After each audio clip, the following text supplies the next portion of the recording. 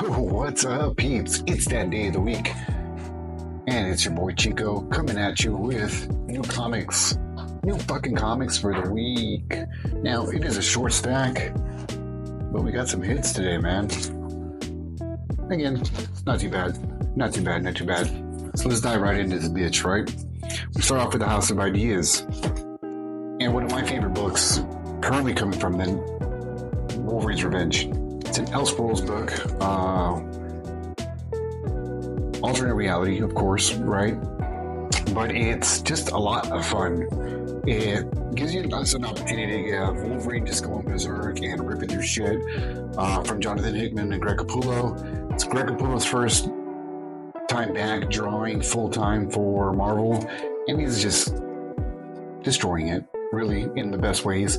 And you got to go with the Red Band. The Red Band is the way to go with this book because that's what really complements Wolverine's Warpath.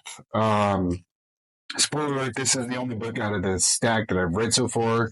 And it just doesn't hold back. We've got a great scene where, right now he's on the move trying to get back at the Russian Circle, right? So the Brotherhood consists of Mastermind, Sabretooth, who he's already disposed of. Now he's got Deadpool, Omega Red, and Colossus, his old BFF. Those are the last three on his list. First up is Omega Red. He goes through him pretty quick and leaves him hanging, literally. Then you have this really cool moment with Deadpool on the top of this nuclear reactor, right? And you think you're going to have this somber moment, and Deadpool's like thinking he's having this moment of redemption, and Wolverine's like, nah, pushes him into the reactor, nukes him. Fucking great. And then the real fight is between him and Colossus, and that was kind of heartbreaking because Colossus basically says he's did what he had to do for his family. They don't really reveal who he's referring to. They're in a cabin, but it's a pretty literal gut-wrenching scene. And it's cool to see that, Wolverine 2 has to do what he has to do, and that's where he's at. There's no holding back. There's no talking him out of it. He's there to fucking do what he's got to do, and he does it. I really am having fun with this series, just because, again, no holds barred whatsoever. Anything goes, and I love that effect. It just brings back that old 90s vibe action, but to a different level, and I'm here for it.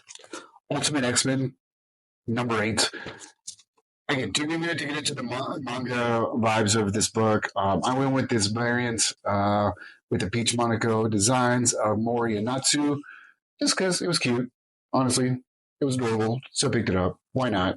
Haven't read it yet, but really like the journey of this new iteration on the X-Men, right?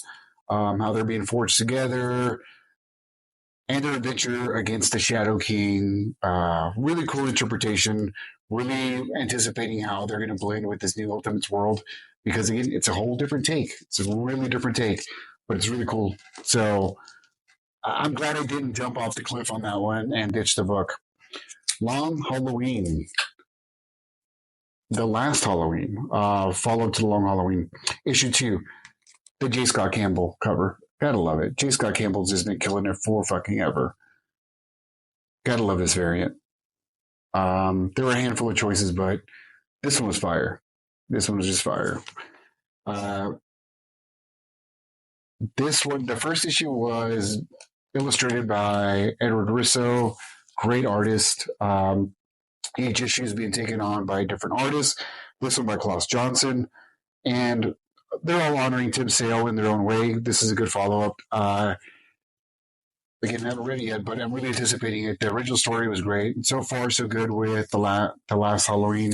So I'm really hoping this honors the original story and plays out well.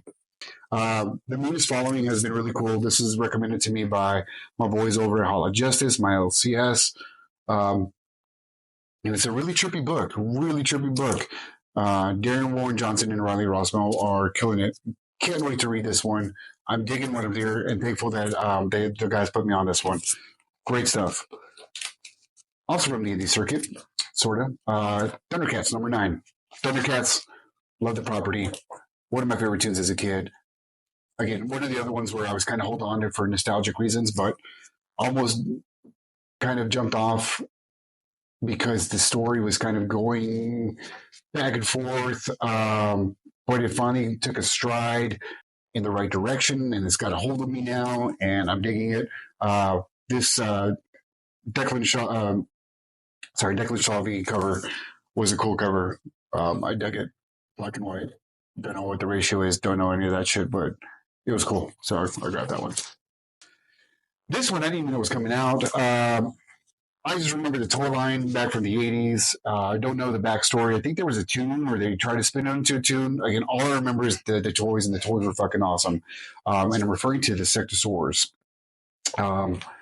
Insectosaur kind of human beings, but they rode around these big ass fucking beetles or some shit.